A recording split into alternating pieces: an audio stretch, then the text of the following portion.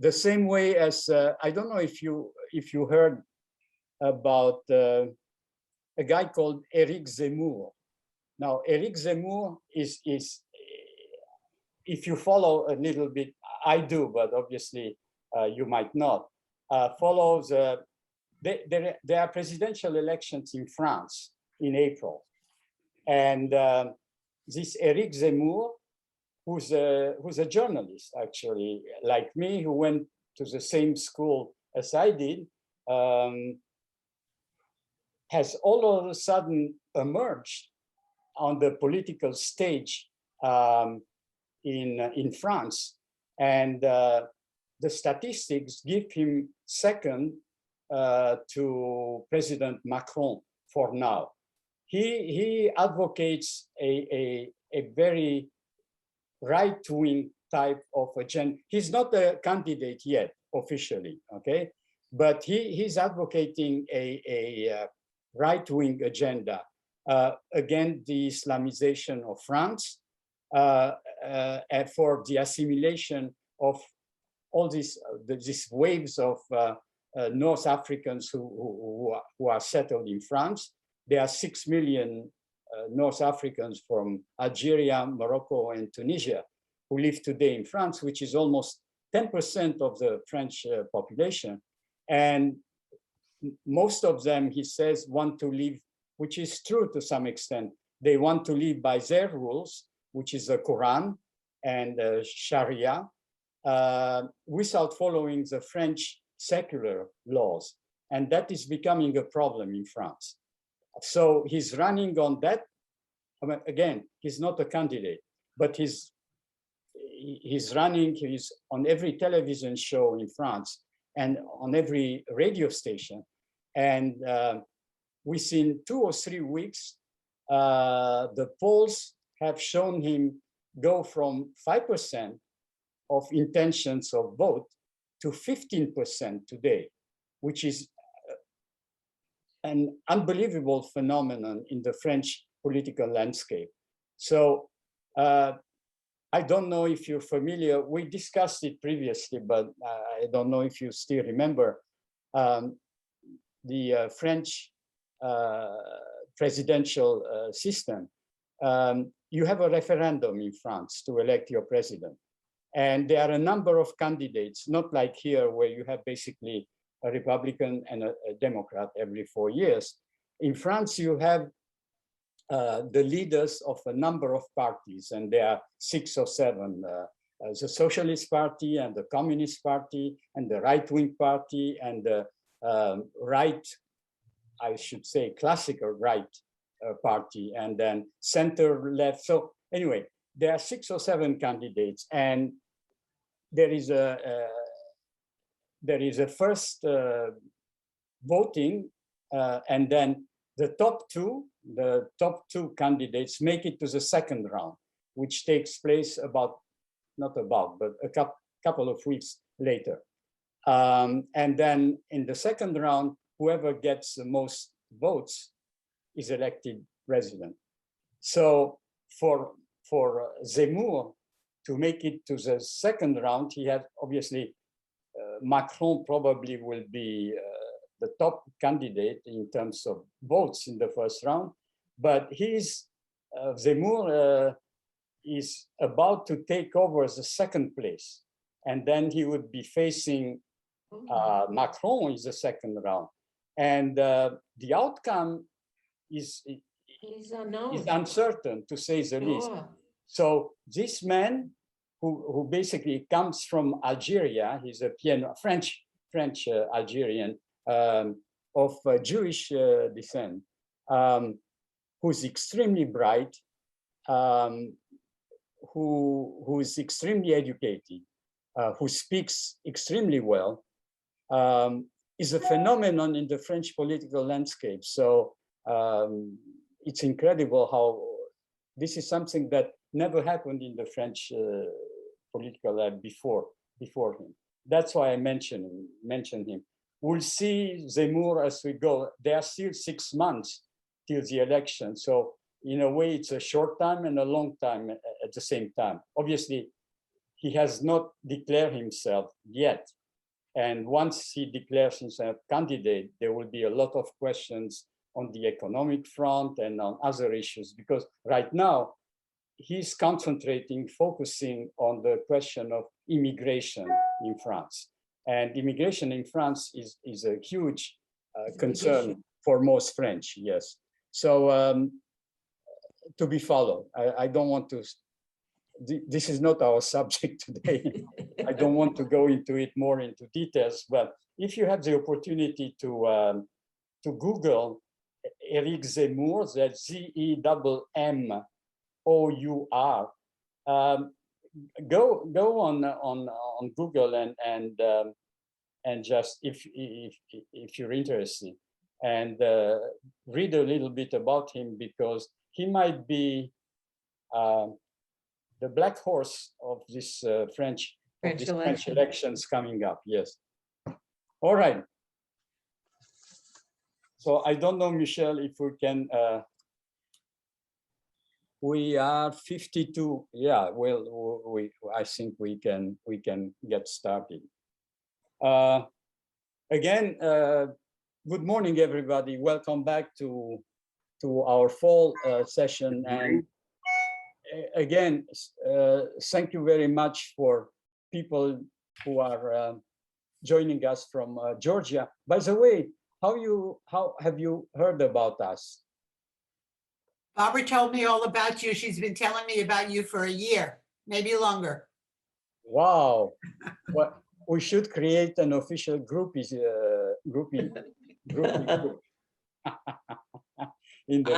Anyway, that's very promising. It's very flattering to have people from out of state. Well, I hope you all had a great summer under the circumstances again, and you are ready to. Hi, Michelle.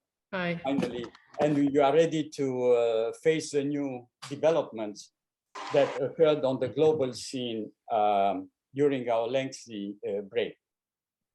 Unfortunately, contrary to initial expectations, and much to my disappointment personally, we are still not, as you can tell, in a position to resume classes in person.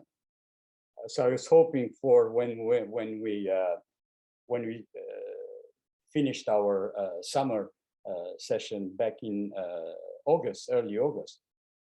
But I still hope that eventually, we'll be able to do so sooner rather than later. In the meantime, we will continue to address online the many current global issues of concern to the international community, starting today with the American withdrawal from Afghanistan and its consequences. A reminder, though, before I start, which is that there will be no class next Monday, okay? It's Columbus Day. And we resume the following one on Monday, October 18th, if I'm not mistaken. Now, going back to Afghanistan, you all have seen images of the messy and chaotic nature way of the American pullout from the country that evoked for some of you America's frantic departure from South Vietnam in 1975, for those who remember. With the Taliban fighters sweeping into Kabul, the capital, on August 15, thousands of Afghans flocked to Kabul's airport, and the next day rushed the boarding gates, mobbed the runways, and even tried to cling to the fuselage of departing US military planes. At least half a dozen Afghans were killed in the chaos, some falling from the skies as they lost their grip, some mistakenly targeted as terrorists by an American airstrike. What's more, member of the Islamic State, Khorasan, which is a regional affiliate of the terrorist organization, launched on August 26th a deadly bomb attack on the airport proximity, killing 13 Marines and injuring many more, as well as a number of Afghan and foreign citizens attempting to flee the country. The next day, American military reinforcements were dispatched to hold the perimeter of the airport in order to ensure some semblance of orderly departure of US citizens, of binationals, and Afghans who had cooperated with the American forces. By August 30th, the last American soldier had left the Afghan soil, making the end of 20 years of American military presence there official, and leaving behind a population traumatized by the memories of the previous brutal and harsh Taliban rule in the late 1990s and early 2000s. Everybody had still in mind in Afghanistan the procession of mass executions by stoning and the ban of television, radio, and music. Well, unfortunately, early indications suggest that this time around, it will not be much different. Despite Taliban's assurances that all civil servants could return to work with what they called full confidence, following the blanket or general amnesty issued by the new authorities in charge there, many people sheltered in their homes, fearful after watching the insurgents searching homes, houses, setting up checkpoints to control identities, and confiscating property. A number of revenge beatings and killings were also reported. In some areas of the country, women were told not to leave home without being accompanied by a male relative, like in the good old days. University classes resumed with male and female students separated by partitions.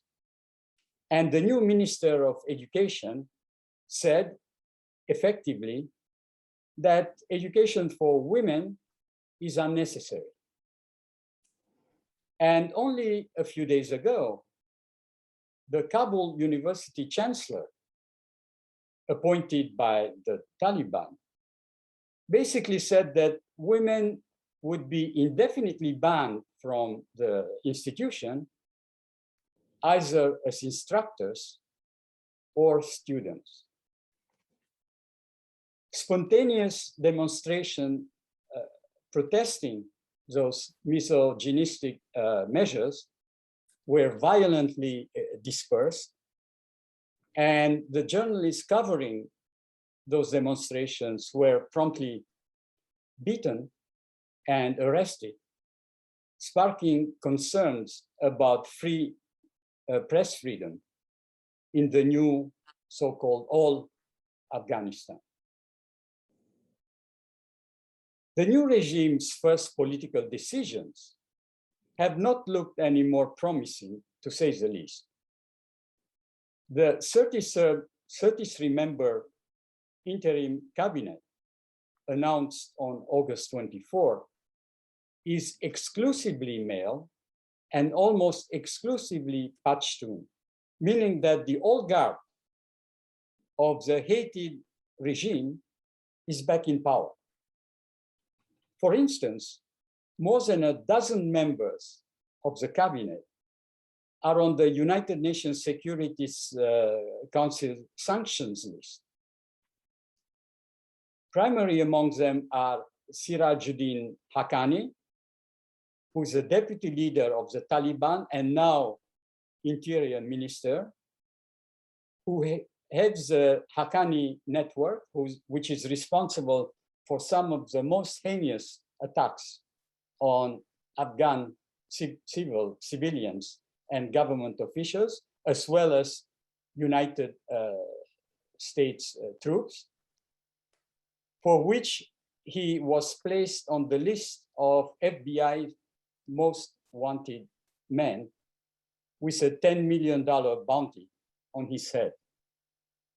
And also Mullah Yaqub, who's the son of Taliban founder, Mullah Omar, who's now defense minister.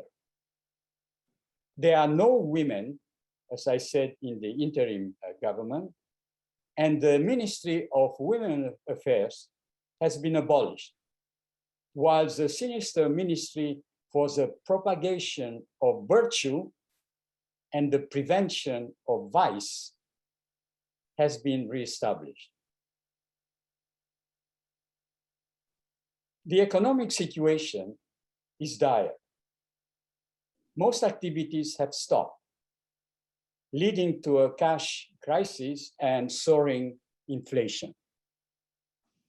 Millions of people face, millions of people have been displaced by the 20-year war, and COVID-19 continues to stalk this country of 40 million.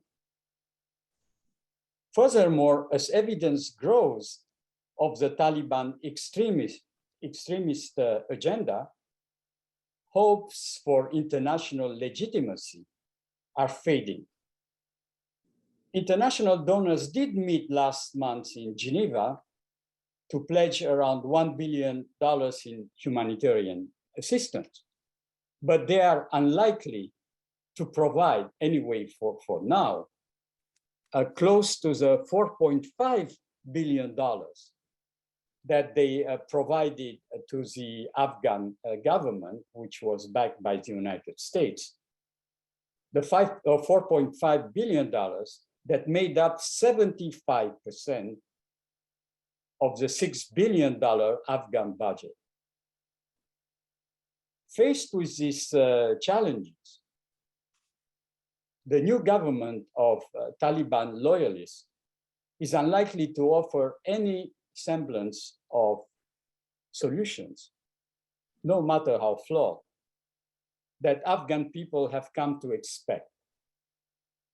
This widespread popular dissatisfaction in the country has resulted in the emergence of a resistant movement, despite the Taliban's apparent capture of the last holdout to their control, the Panjshir Valley in northeast Afghanistan. Michelle, if you can put up map number 1, please. Here, just give me a second. They weren't numbered.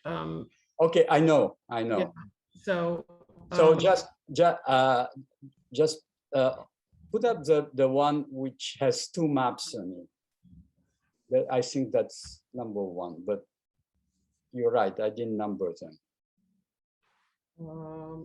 tell me what the map is. Which one are you looking for? The Afghanistan, or there's Yes. one with Yes. with 3 maps on it. Is that the one you want? Well, all right, put up that one. Okay, please. we'll try that one. Let's see. And the 3 maps are on the same page? It looks like it. Here it is. Can you see that? No. Yes. Okay. On the first map, thank you, Michelle. On the first map, you can see obviously where the Panjshir Valley is. If you can scroll it out, right. There's one more, that one. So. No, not that one. The first Okay. one. was not this one. If you scroll up a little more. You want the first one again? That one? Yes, please. Yes. Okay. Here, just leave it there for now. Thank you. The Panjshir Valley is right here, about I would say 100 miles from Kabul, not far from the Pakistani border. That resistance is led by Ahmad Massoud, who's the son of Ahmad Shah Massoud, who was a famous anti-Taliban commander, killed by Al-Qaeda. Al-Qaeda, as you know, is an ally of the Taliban in Afghanistan. He was killed almost 2 decades ago, just before the 9/11 attacks on the United States. His followers represent Afghanistan's various ethnic groups: Sunnis, Shiites, Pashtuns, Tajiks, Uzbeks, and Hazara, as well as some major warlords and ethnic power brokers.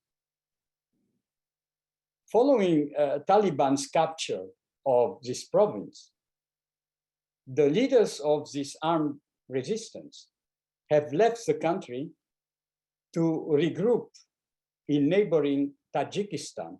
Now, if you can scroll down a little bit, Michelle, we have Tajikistan on the second map here. Come on, Michelle.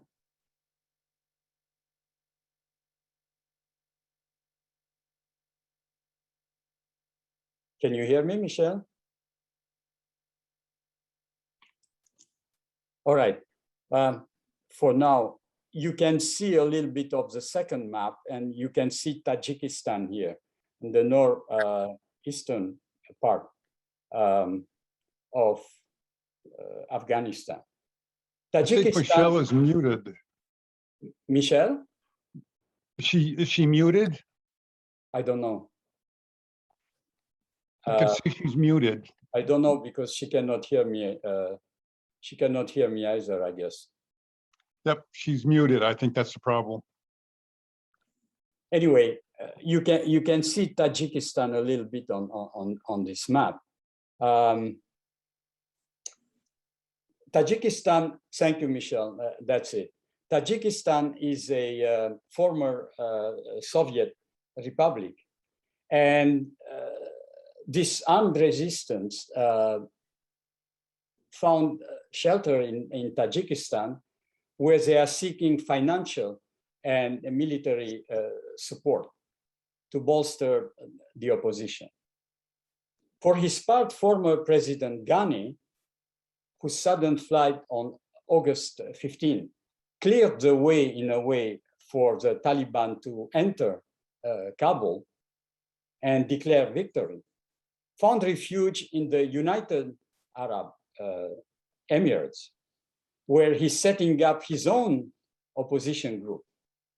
However, both groups suffer from the same problem, actually: the lack of a state or wealthy individual sponsors for armed insurrection, or at least in the immediate future.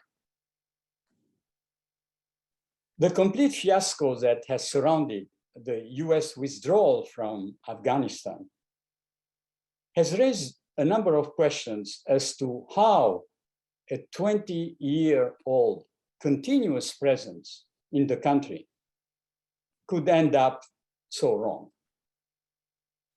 It brings to mind President Bush's warning back in 2001 on the eve of the launch of the Enduring Freedom Operation, which was aimed at chasing the Taliban regime, when he said that this operation was going to be, and I quote, a lengthy campaign unlike any other we have ever seen. Well, President Bush was right, but not for the right reasons. At this juncture, let me just remind you some of the highlight events, so to speak, of the 20-year-old plus American military presence in Afghanistan. After routing the Taliban in 2001, the United States and its NATO allies turned to rebuilding a failed state and establishing a Western-style democracy, spending billions of dollars to reconstruct a desperately poor country, already ravaged by 2 decades of war, first during the Soviet occupation in the 1990s, and then during a civil war. A pro-Western government was installed, and new schools, hospitals, and public facilities were built.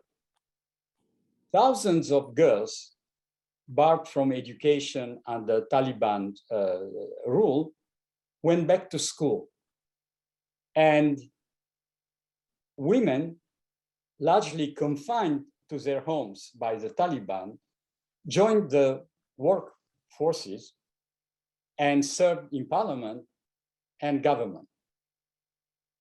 Also, a vigorous independent news media emerged. On the flip side, however, corruption remained widespread, with hundreds of millions of dollars in reconstruction money stolen or misappropriated, and the democratic institution put in place too weak to meet the most basic social and economic needs of its citizens.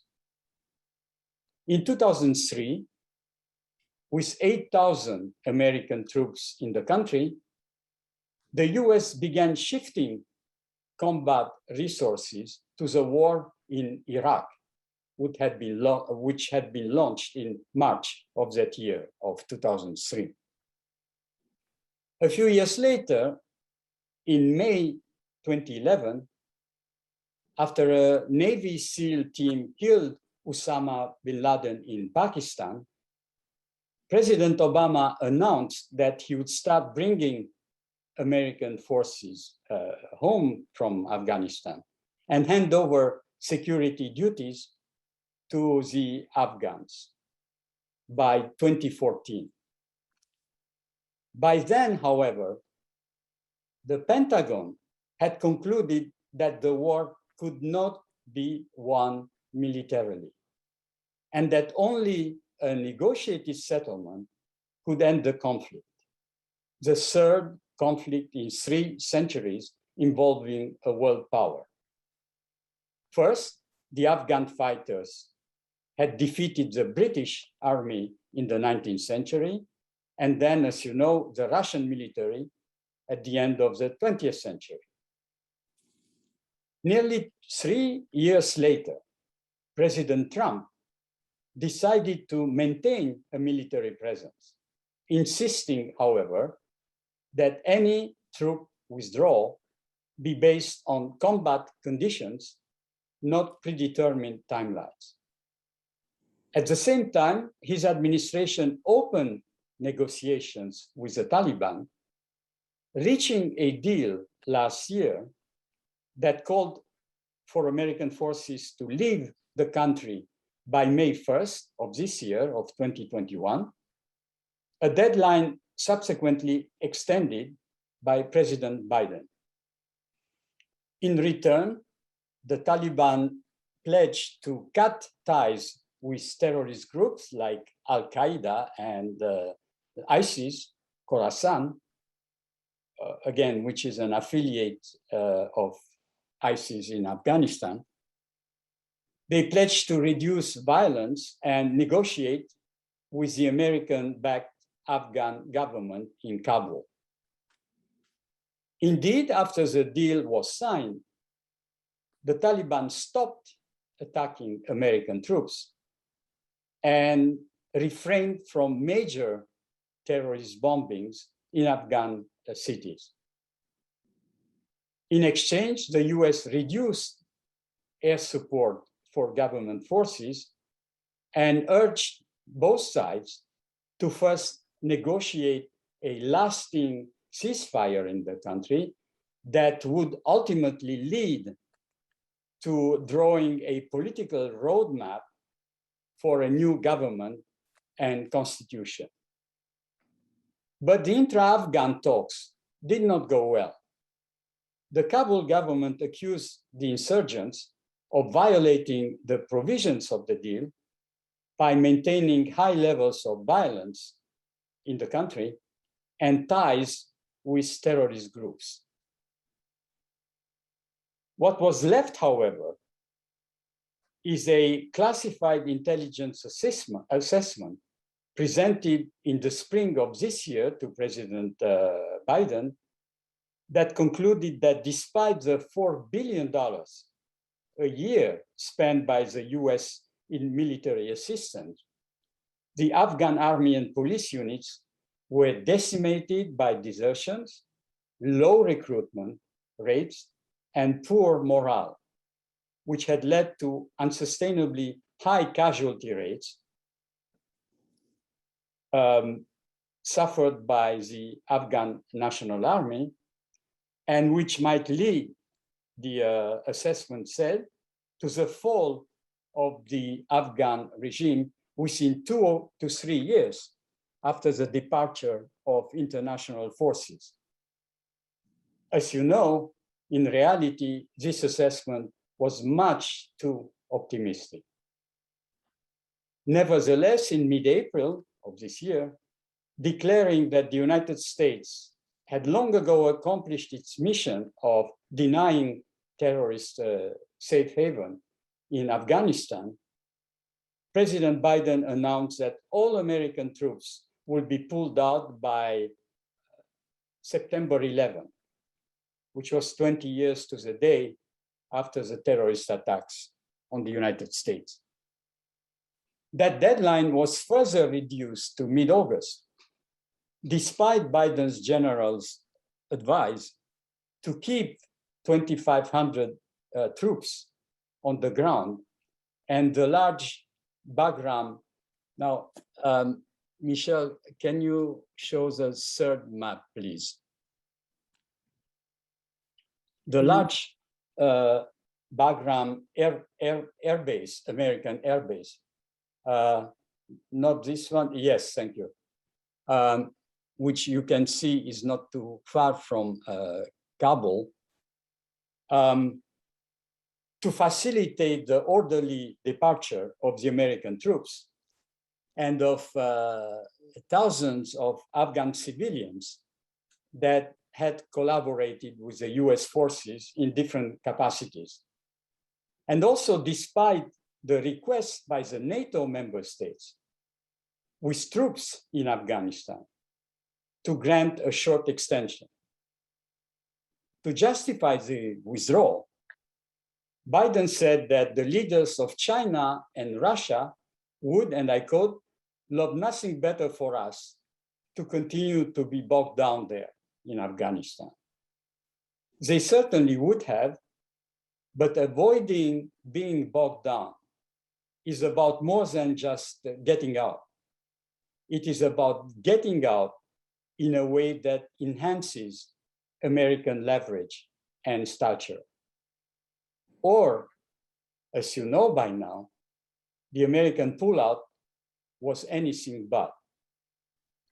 Facing a demoralized Afghan military by the announcement of the withdrawal of the Americans and of the allies,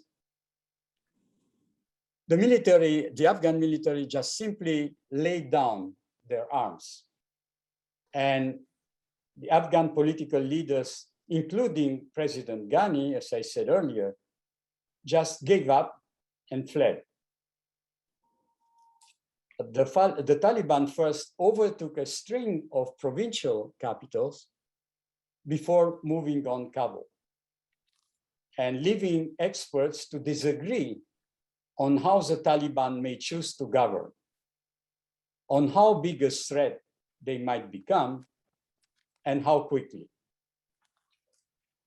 Some experts predicted that after 20 years of being outruled, the Taliban have learned some lessons and are unlikely to repeat their support for groups like Al-Qaeda and ISIS, knowing that such support might trigger new economic sanctions in a country which is desperately in need of assistance, and even a Western military intervention that they would obviously like to avoid. Instead, their thinking goes, their priority would focus on consolidating control over a fragmented Afghanistan with the aim to project a peaceful image to the outside world, which is, again, indispensable for attracting a desperately needed international assistance. Other experts are not so sure, stressing that with the Taliban back in power today, it seemed certain that Al-Qaeda would reestablish a safe haven in Afghanistan and use the country as a breeding ground for Islamist radicalism and terrorism, taking full advantage of the fact that US intelligence gathering capabilities have been drastically reduced after the withdrawal. These experts also point out that a number of jihadi groups in other parts of the world, in Syria, in Libya, in Mali, and elsewhere, see victory in Afghanistan as a narrative of success, basically saying, if the Taliban could do it, we can do it too. One fact is not disputed by either side. The chaotic American pullout is likely to have serious, long-lasting consequences for the United States' reputation in terms of support of democracy, respect for human rights, reliability as an ally, and critically, competence. Among the European allies first, the criticism over the US withdrawal and the way it was conducted has been loud and persistent. As officials from UK, Germany, Italy, and France complained that despite President Biden's promises of consultations, there has been more diktat than conversation on Afghanistan, leaving them to scramble in order to get out their own nationals of the country. This flagrant lack of consultation is all the more perplexing, they say, that President Biden was supposed to reset relations with Europe after the trauma of the Trump years. The fact that none of this happened left many Europeans more convinced than ever that they cannot rely on the United States to look after their security interests, no matter who's occupying the White House. That the immediate result of the latest debacle in Kabul, following earlier US missteps in Libya and Syria, not to speak of Iraq, as well as Washington's stated intention to shift its foreign policy focus to Asia to counter the rising global influence of China, has also revived the debate in Europe around the question of a European strategic autonomy. In other words, a European joint military force outside NATO that has been advocated for some time now, particularly by French President Macron.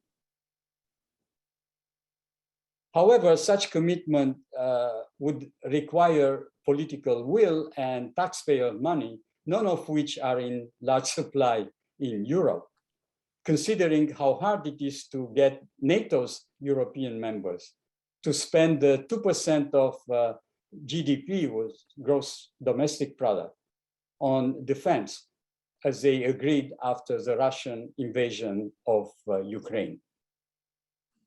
Now, looking at the major regional countries, the American withdrawal was viewed with mixed feelings, while countries like China and Russia welcomed it, regarding it as a sign of weakness that severely undermines America's credibility in the world and stresses its diminishing role in the region.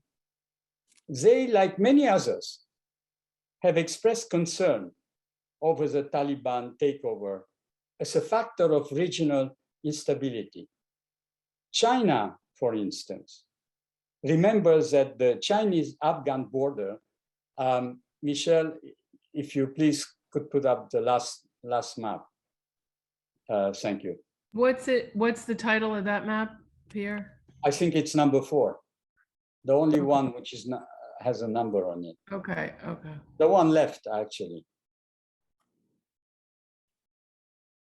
Well, they all say 4 in front of them. So, Matt. Well, the one that's left then. I don't know if you should. I promise next time to not to be so confusing.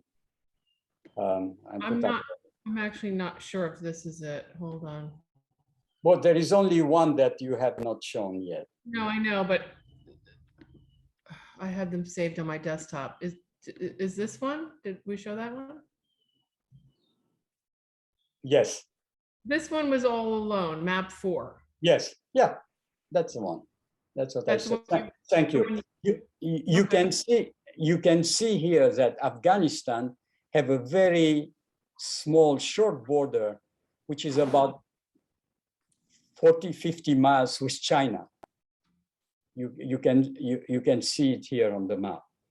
So the Chinese still remember that this border had served under the Taliban as a haven for Uyghur extremists from Xinjiang, and the Xinjiang province in China is near the border with Afghanistan, actually, in the western part of China. So the Uyghur Muslims found refuge, insurgents against China found refuge in that part, on the other side of the border, on the Afghan side of the border during the Taliban, since they are Muslims also. Pakistan, on the other hand, Pakistan, you can see Pakistan also on this map, which is a long-time backer of the Taliban, worries nonetheless that the regime change in Kabul might trigger an influx of Afghan refugees, those who could not get out of the country through the Americans, and the potential resumptions of violence by jihadist groups based in Afghanistan against the Pakistani central government in Islamabad. Iran, for its part, is concerned. Iran is on the, you can see it's on the other side of Afghanistan, is concerned about the possible resumption of cross-border trafficking, which has been a source of cash, drugs particularly, for the Taliban, and the re-emergence of anti-Iran groups like the Baluchis that have used Afghan soil to attack Iran. As for the former Soviet republics, such as Tajikistan, Turkmenistan, Tajikistan, you can see all of them on the map, Turkmenistan, Uzbekistan, and Kyrgyzstan to some extent, still remember that in the early 2000s, when the Taliban were still in power in Kabul, they had been targeted also by terrorist incursions. Now, President Biden repeatedly said that the great struggle of the century will be between the forces of democracy and the forces of autocracy. Well, if that is true, then the American pullout from Afghanistan does not bode well for the forces of democracy. I would like also to share with you a couple of lessons to be learned from this Afghan experience.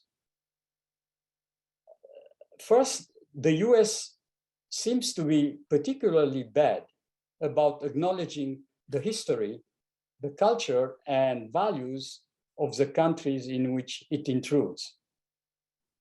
History and culture are routinely treated in Washington as background or context, rather than as critical factors that will determine success or failure, as they did in Afghanistan.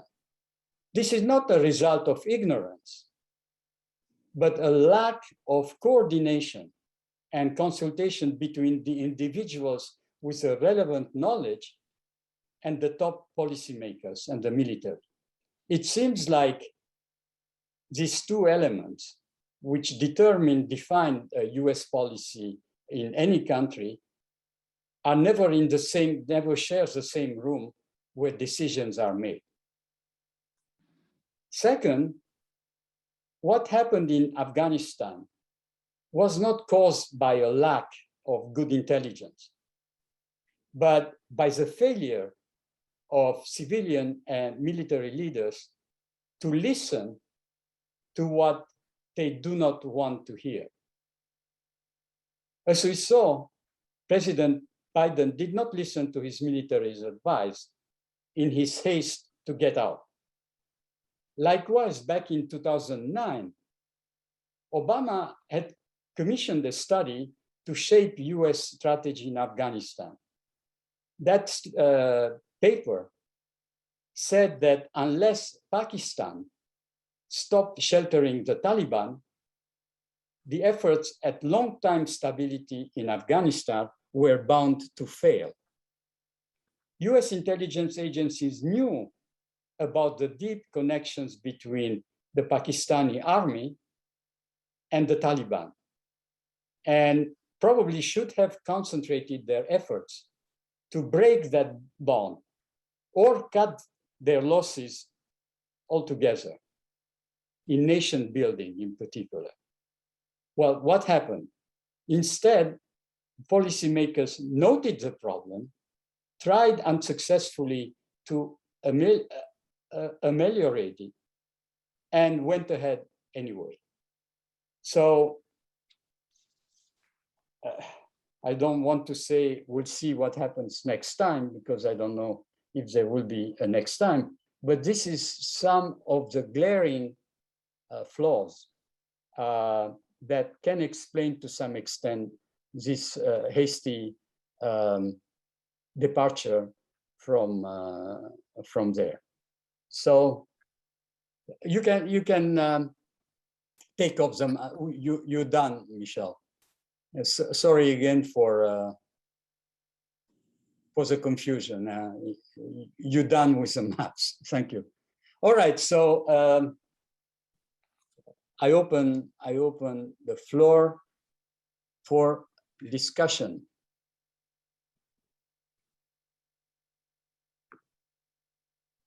You can unmute and ask me questions if you want to, because I have this chat thing, but it's not on the side as usual. So it's the middle of the screen. So can you hear me? Can yes, you hear me? Yes, yes. Okay. I have a question about the three stand countries at the top of Afghanistan, and what if any might be their role, and how are they ruled?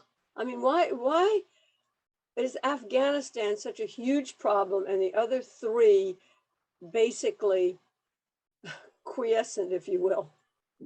I understand. Well, because unlike Afghanistan, in those three countries, which are, again, former Soviet republics, Yeah. number one, you have dictatorships. People in power there have been elected, re-elected, and when the presidents have not been re-elected, their sons are in charge nowadays. So you have total autocracies in those three countries. And unlike the Taliban, you do not have an opposition, if you will, in those countries which had not been invaded previously. They were part of the Soviet Union. And in a way, their population, which is Muslim, but secular Muslim, they've been under 50 years of, more or less 50 years of Soviet rule. So they were, for all intents and purposes, Islam was banned, it could not be practiced. So they became, in a way, they are Muslims still today, most of them, but they are secular Muslims. So the religion as such has never come into play like it does, as you can tell, in Afghanistan. That's one of the reasons. They have not been invaded also as many times as Afghanistan has. So that's a difference, if you will, between those countries where is stability, but again, they are autocracies. And nothing moves in those countries. They are under strict surveillance by the government. So there are no moves. There might be some resistance once in a while, but it's crushed immediately by the government.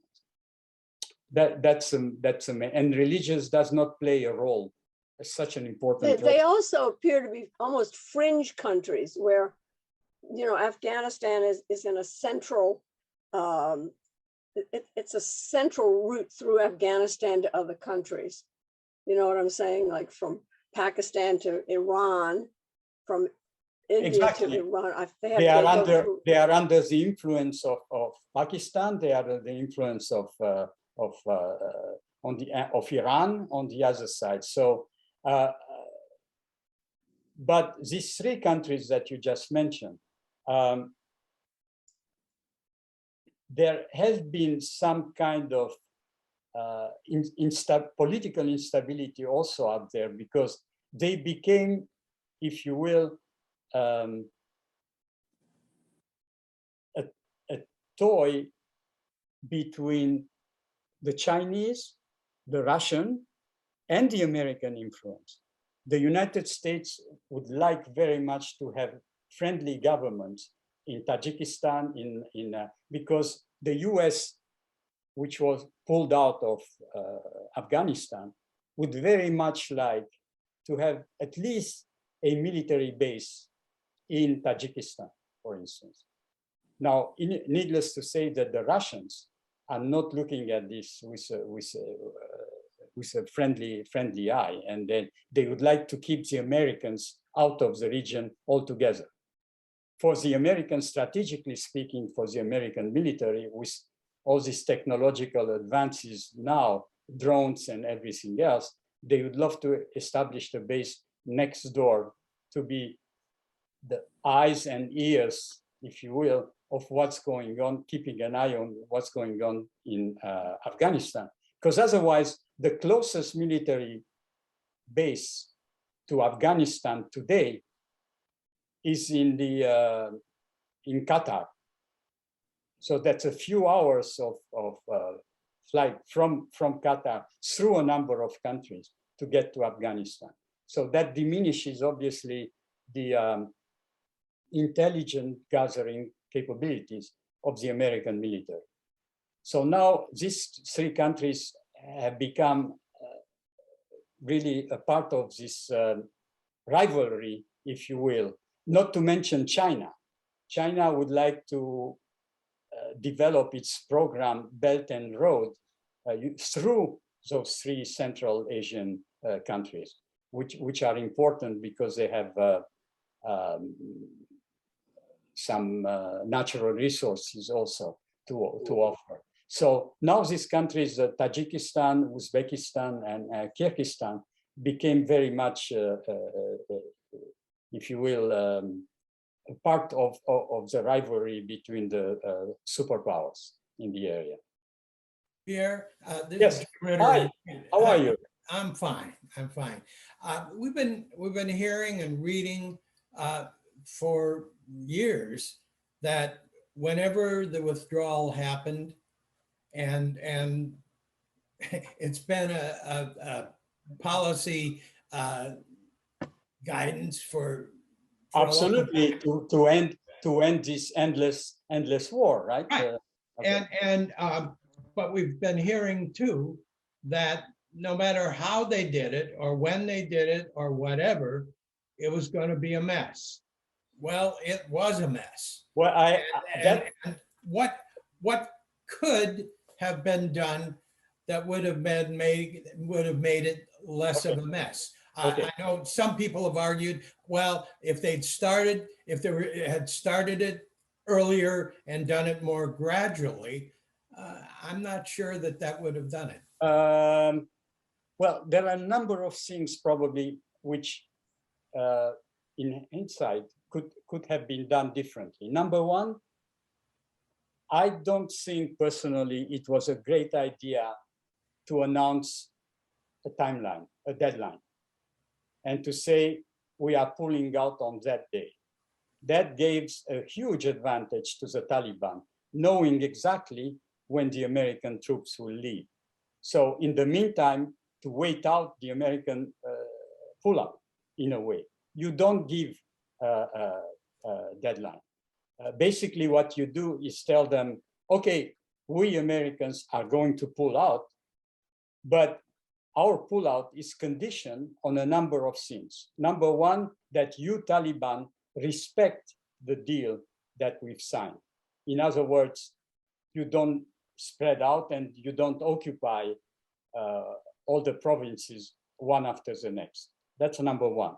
Number two, if you say, I'm going to pull out based on what's on the ground, the situation on the ground, probably the Afghan army wouldn't have just give up and lay down the arm. There would have been some fighting going on if the Taliban did not respect the provisions of the deal. Number three, normally, when you pull out of a country, the last people who pull out is the army, to make sure that the civilians who are pulled out in an orderly fashion, to ensure that the departure is done in such a way that the civilians leave first, protected by the army that's still in Afghanistan, and the army leaves last. It did not happen in Afghanistan. On the contrary, as I said, the Bagram air base, a huge Bagram air base, was closed first with all this equipment, hundreds of millions of dollars left to the Taliban. The Taliban took this equipment, helicopters, everything all American made, helicopters, guns, tanks, hundreds of millions of dollars. And they paraded with it in Kabul when they took it over. You can imagine. So you don't close down, leaving everything behind. You don't close down a military base and get the soldiers out and leave the civilians alone to fend for themselves, which explains what happened at the airport from one day to next. And which explains in large part the chaos and the mess that happened, because there are not enough American troops to protect the civilians. So much so that a few days later, Biden changed his mind and sent back 2,500 troops, American troops, to secure the perimeter of the airport. and to make sure that the people who were still getting out, and not everybody got out, as you know. There are a lot of Afghans who had worked with the Americans during those 20 years in every capacity, cooks and interpreters and drivers and typewriter, in all capacities, were left behind, not in Kabul so much, but in the provinces. And now they're in danger of the Taliban are looking for them. Some were found and executed without any type of trial, or and some others are hiding, trying to get out of, desperately to get out of Afghanistan by other means, to go to Pakistan or to go to other countries in the area, but that's not so easy.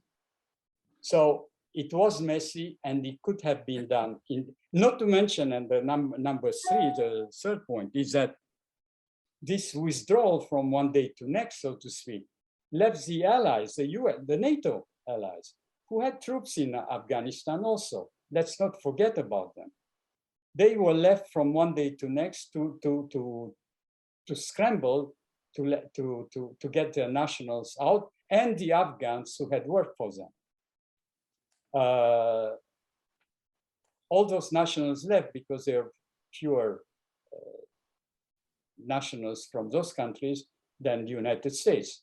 But nonetheless, the Europeans, mostly the Europeans, but other countries also, which had token presence in Afghanistan, but they had some people in Afghanistan also, they said, hey, what about us? We came to help you after 9/11 to stabilize Afghanistan and to do some nation building here in Afghanistan. And you let us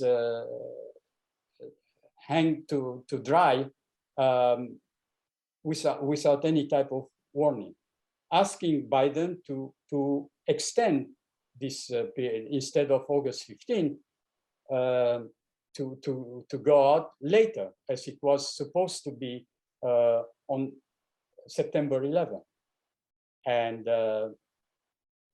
Biden was adamant, we get out. So that could have been done differently indeed. And not with images in worldwide of people, of Afghans falling from the sky, you know, trying to hold on desperately to airplanes taking off. Could have been done differently. Anyway, it's water under the bridge, but it could have been done in a more, that the pullout was going to take place no matter what, and you're absolutely right.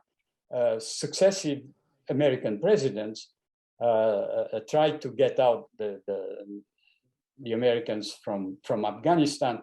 As I told you, by 2009, the American military experts were saying that basically this war cannot be won by military force. It has to be negotiated.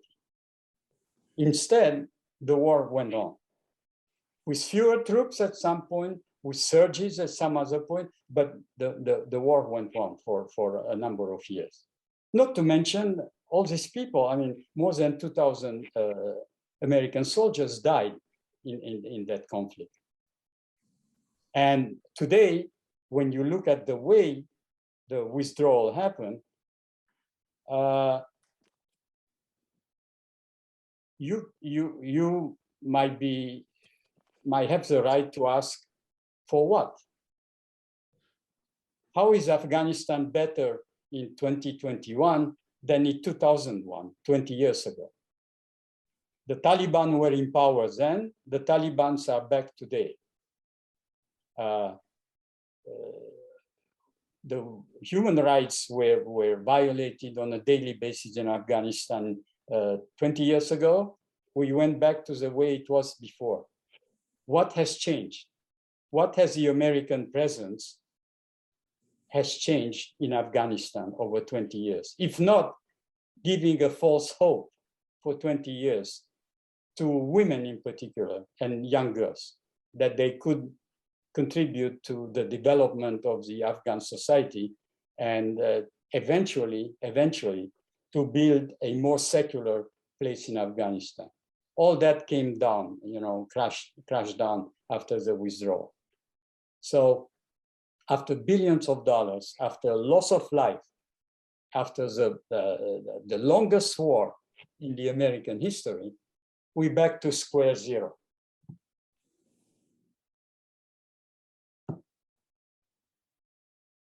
Pierre, it's Alan. Do you see me?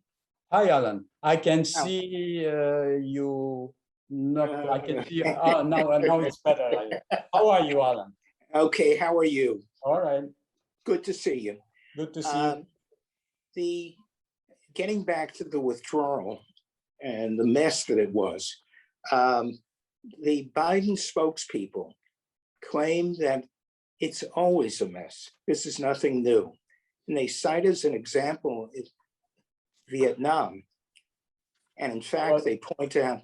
That's not a good example, Alan, but that's another story. No, I'm saying that, in fact, they're comparing the withdrawal here and how they got out 124,000 people, and claim, as I understand it, that after Vietnam, they got absolutely no civilians. They just, you saw the pictures of the soldiers being removed from rooftops and things like that. But other than that, it was a total mess, worse than this. That's number one. I want you to comment whether you think that's true as compared to other withdrawals. Number two, I always thought that the real problem here was the agreement that was entered into originally between the Trump administration and the Taliban, and without the participation of the Afghan government of Ghani, as well as the fact that they made no provision. They said we'll be out by a certain date, and they made no provision for what the criteria would be not to withdraw at that point, all the things we talked about.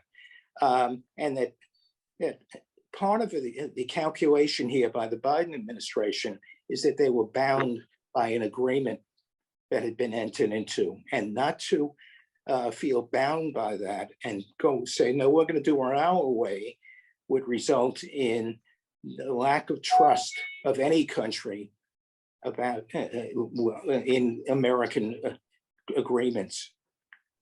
All right. Your comments about. Well, I start with your second comment, which is that Biden administration's statement that the Biden administration felt compelled to respect, so to speak, the Trump agreement to withdraw. Alan, when it's convenient, you say, "Oh, I cannot do anything about it because it's a policy which was set up under my predecessor." But when you want to change what your predecessor has done, you do it. So that is particularly true for this administration in terms of domestic policies.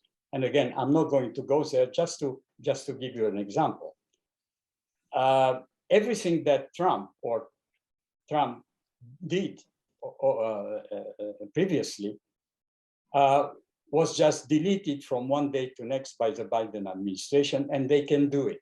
They could do it very easily in many ways, socially, economically, name it. The Biden administration said everything that Trump has done will be deleted. We start all over again.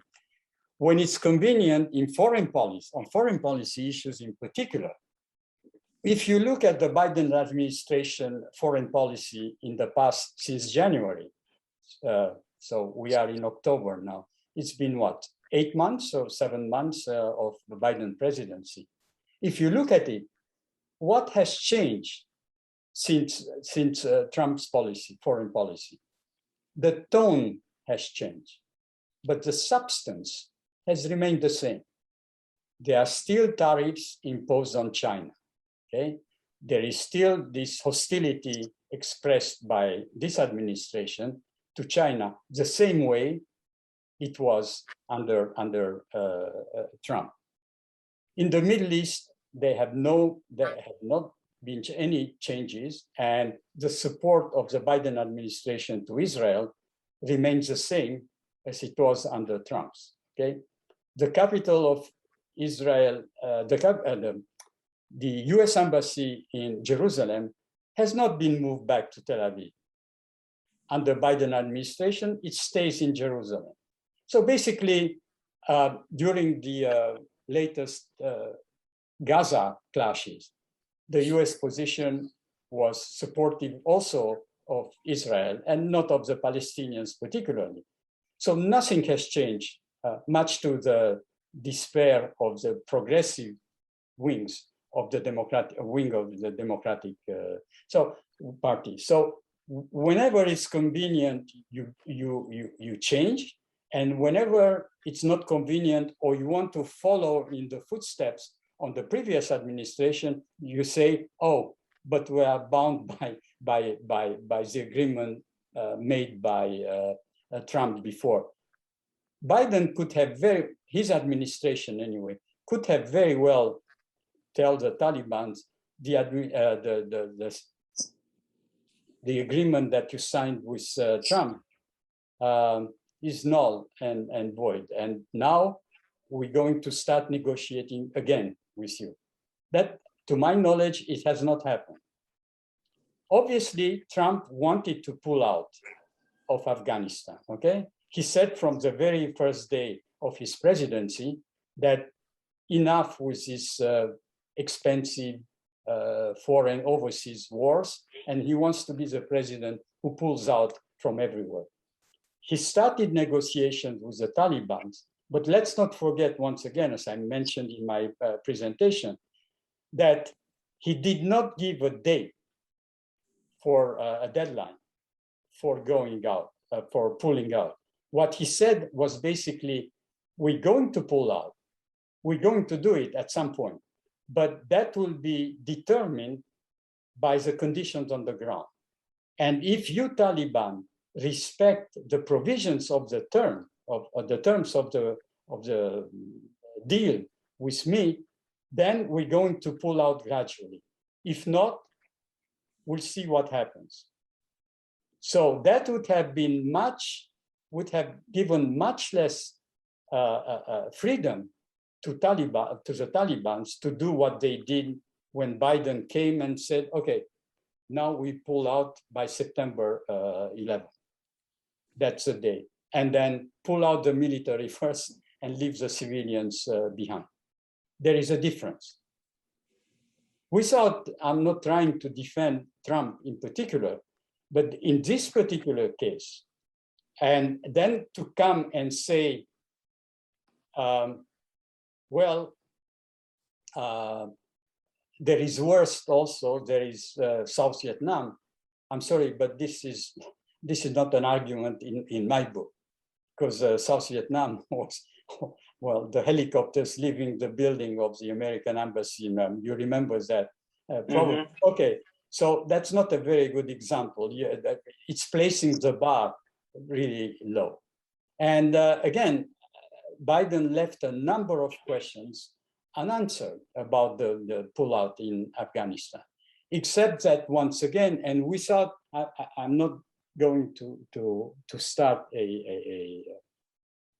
again, going into domestic policies and start a controversy here between us.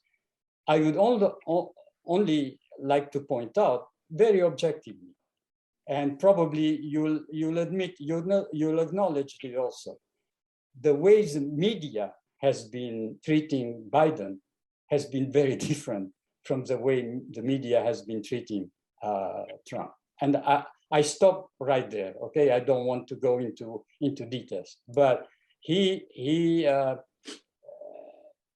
Biden received, his administration anyway, in the first 8 months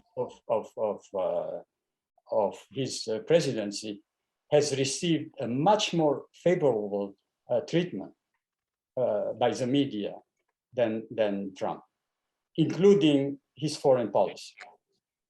So that's again, that's my opinion. You might not share it with me, but this is my opinion. And this contrast, to me, is striking when you look at the media before and today.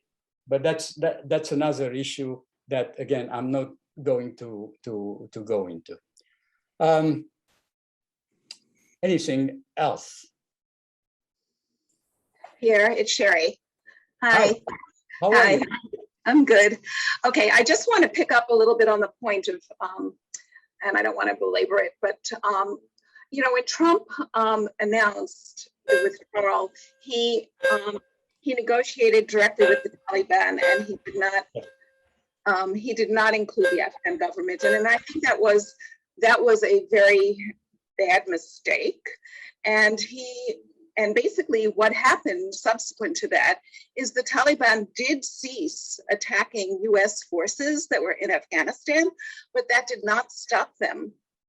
I mean, they were still going after the Afghanis, and there was still fighting going on there. They were still expanding their reach. They were readying themselves at that point for the evacuation of the Americans whenever that was going to happen. And they were setting the stage for, you know, basically taking over the country, and they were intimidating the Afghan forces from that point on. They did stay away from the Americans, and that's all that was accomplished there. So I'm not saying that, you know, Biden did this right. He did not. I agree with everything you said about, you know, the problems with the setting a date and the pullout and how it was handled. But I think the stage was set by Trump in doing that. That's one thing I wanted to mention. And then I had a question about something else. Okay. About not including the Kabul government into talks. Let's not forget that there were disagreements between the government in Kabul and the Taliban even before Trump started discussions with the Taliban. And again, Trump said it all along, he wants to get the American troops out of Afghanistan and end the war there. Now, the reason probably he did not include the government in the discussions is because I think the previous administration believed that by including them, the talks will go on forever. And that the number one, as you know, in everything that he did, Trump believed in America first, okay? Yes. So his main concern was no more casualties on the American side, all right? It might have been a mistake to leave out the Afghan government, but for him, the main concern is, again, no more casualties for American troops as long as we are still there. And his hope was that the United States would be able to monitor discussions between the Taliban and in the second stage, between the Taliban and the Kabul government, so that they would come to some kind of agreement on the signing of a ceasefire. My feeling is that had they signed a ceasefire, the Taliban and the government in Kabul, the US would have left by saying, we signed a ceasefire, fighting has stopped in Afghanistan, the American troops can leave. Even if the ceasefire had not survived the American pullout of Afghanistan. Yes. But the pretext and the reason to the American public opinion by Trump would have been, there is a ceasefire in Afghanistan. I succeeded in imposing a ceasefire. There is no more fighting in Afghanistan. We Americans can get out. We succeeded. There is no more war in Afghanistan. That's what I promised. I'm going now, without worrying about what might happen after the ceasefire. But it did not happen that way. As you know, the Taliban and the Afghan government went back and forth. The government accusing the Taliban, rightly so, of continuing, even though they are not attacking American troops any longer, of continuing bombing and killing Afghan soldiers, and slowly taking over parts of the country. Slowly, I said slowly. It happened all of a sudden when the US said we're leaving by August 15. Then the Taliban thought, well, it's open season. Yes. We can go for it because nothing will happen. Number one. And number two, the Afghan army said, well, if Americans pulled out, it means that we don't logistically, because the Americans were not fighting for all intents and purposes in the war itself. They are not involved in the war, but they were supporting logistically the Afghan troops and training them, okay? So the Afghan troops said, well, if the Americans are leaving, what's the point? There we are fully paid. We don't believe in that corrupt government in Kabul in the first place. Mhm. We are not like the Taliban, who are, the insurgents are indoctrinated and they believed in what they're doing. So we might as well melt in the crowd, go back, lay down the arms and go back to our villages and live in peace rather than die for what? So that you might be right, but to me, this is a major reason why Trump, his administration left out the Kabul government from negotiations. Because he said this might last forever, and I don't want to be here forever. Before the elections in the United States, I want to be able to come before the American public opinion and before the American people and tell them, mission accomplished. The fighting is over. The Taliban and the Kabul government signed a ceasefire. We can get up. But he didn't. But they didn't No, sign. it didn't. Absolutely. It's not. It turned differently. But you asked me what might have been the Trump administration thinking. And that's my opinion. I don't know. Again, I have no proof, no evidence to tell you that. But since you're asking me, that's my belief. If that in a short term, I'm not saying that in a short term, the Trump administration might have felt that this was the best way of getting out without losing faith with the American public opinion, because again, there are elections in a few months in the United States. So this is one of my campaign promises that I will have realized. That's my personal opinion since you asked me. Yeah. Okay. There's another topic that I haven't seen addressed anywhere, but I'm just curious about this. Okay. The economy in Afghanistan is completely imploding. It's a disaster. The little economy there was anyway. Yeah. Whatever. Well, the economy was being propped up by us and by other countries. Absolutely. Yeah. Absolutely. And so now that's all gone. Everything is being frozen, and what a disaster. Okay, so what was the economic foundation of Afghanistan to begin with? It was opium. It was the sale of opium. Hi, And- let me call you back. And so I'm just curious. I'm not seeing any alarm bells going off. I mean, if that the opium can be allowed to flourish at this point. I mean, I've heard that the Taliban are saying, "Oh, we're not going to do that because we're." Well, they said many things. The Taliban Right. before taking over. Right. Yes. We're religious people and we don't believe in that, but that's, so be it. Who believes anything they say? I mean, I'm wondering, what impact this is going to have on the opium production in Afghanistan, and they're going to hit the world wide with the sale of opium like we've never seen before. As I mentioned also in my presentation, this is one of the major concerns for Iran, because the opium goes through Iran to Europe. It's trafficked. It goes through Iran, and they are they are concerned that the flow of opium will increase. Obviously, now with for the Taliban, this is a cash cow, the opium, as it was 20 years ago.